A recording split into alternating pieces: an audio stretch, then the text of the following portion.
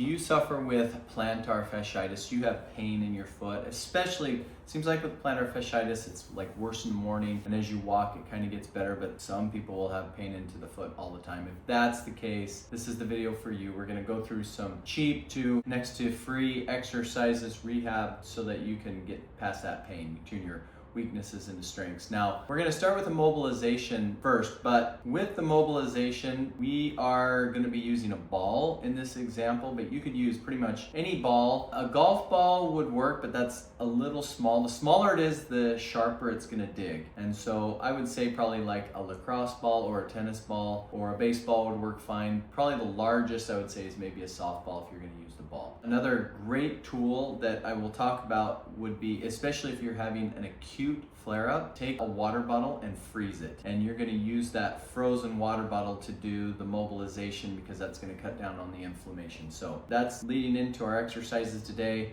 As always, follow rule number one. Rule number one is no pain. If it's making it feel much worse, now when you're digging with the ball, there's gonna be some tenderness, but if it's feeling really sharp, it feels like you're flaring things up, don't ever be afraid to throw one of these exercises or mobility exercises out. And the best results are to follow this daily. So you wanna do it daily until the pain is reduced. If you just regularly struggle with this, then you can do this as a maintenance exercise as well for foot mobility and for that plantar fasciitis. So go ahead and watch the video and here we go.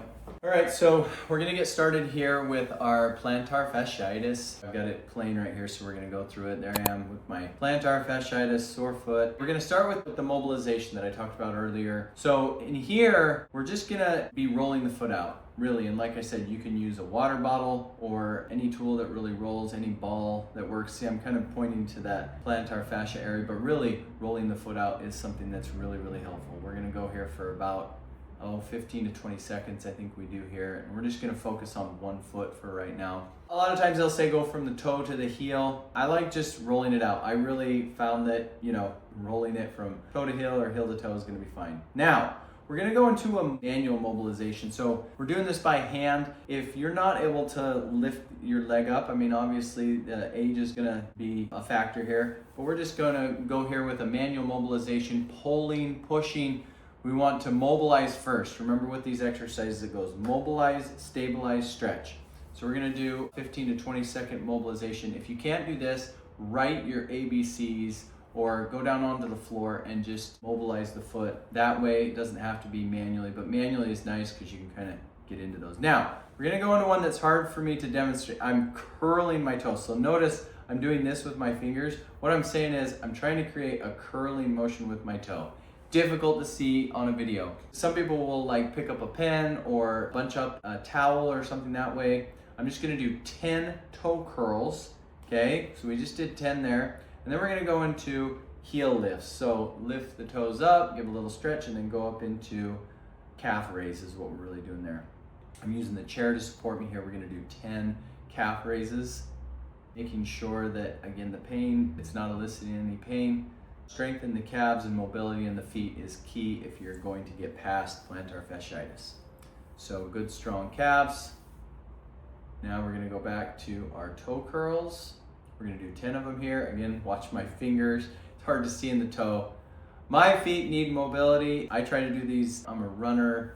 I like being out there, so we're gonna do 10 of these, and it's hard. It's hard for me to get that mobility to curl my toes. Some people can really curl their toes well. I am not one. That's why I'm kind of showing it with my hand as well as with my toes, and we're doing it with both feet now just to kind of demonstrate that. And you can do it with both feet or one. I like doing most of these bilaterally, especially since our toe raises are gonna be bilateral as well. Now we're gonna go back into 10 calf raises. So really bring those toes up high, get good foot mobility, focus on really flexing those calves up at the top. There should be no pain. And again, we're just gonna go through 10 here. Good. And now we're gonna go into our last round of toe curls. So here we go, 10 toe curls again.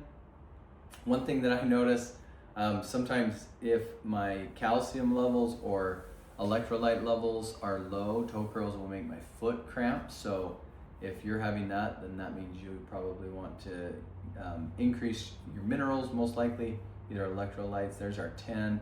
Now we're gonna go into our calf raises. Again, last round of calf raises. And I usually do 10 of each. I think in one of those I did 12. If I remember right, I lost count in one of the toe curls, but I usually do 10 and 10 and just switch back and forth. That way you kind of give your muscles some space so that they can kind of recover, but yet you can get these all done relatively quickly. And there's our 10. Now we're gonna go into a calf stretch. Now I'm stretching that right calf. Notice I'm gonna do about 10 to 15 seconds with a straight leg. So we do 10 to 15 seconds straight leg, and now watch me bend my knee. Now that takes it from the gastrocnemius to the soleus, okay? And you really wanna stretch both of those. So this is a really good stretch where we're gonna stretch the gastrocnemius and then the soleus. Now we're gonna straighten the knee again. We're going for about a 10 to 15 second. You can do these a little bit longer if you'd like. Anytime we're doing stretches, I usually do 10 to 15 seconds. There's the bent knee again so that we're stretching the soleus. You'll feel it kind of move down the leg when you bend the knee. So when the leg is straight, you'll feel it move up into the medial part of your calf.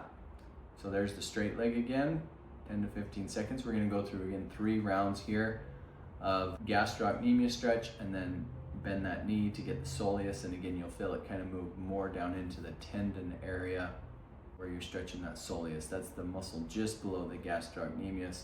Really good to hit both of those. All right, now we're done with that stretch. We're gonna go into, again, now we're doing manual mobilization, but instead of doing just mobilization, we're gonna do a real stretch. Now I like, as I'm pulling this stretch, I'm kind of digging into any trigger points, any sore points. So this is kind of a mix of all that we've done. So instead of using a ball, we're getting in with the hand to just work out any trigger points, sore points into the arch, into the foot. And there we go. And again, with those stretches, you can do a little bit longer if you'd like. In those, I was doing 10 to 15 seconds. Some of those last ones, I'll do up to 40 or 50 seconds. You can overstretch and overdo that, so make sure you don't do that. But go out, you can do this every day. You can do it multiple times per day. Usually at the most, I would say maybe 3 times per day, but as long as you're not breaking rule number 1, which is no pain, you can go ahead and repeat that. But if you turn that into a regular habit, you're gonna overcome that plantar fasciitis. You'll turn your weakness into strength. You'll turn your pain into power. And that's what we want. We want you out there having fun, doing your activities without any pain. So go out and do it. See you guys.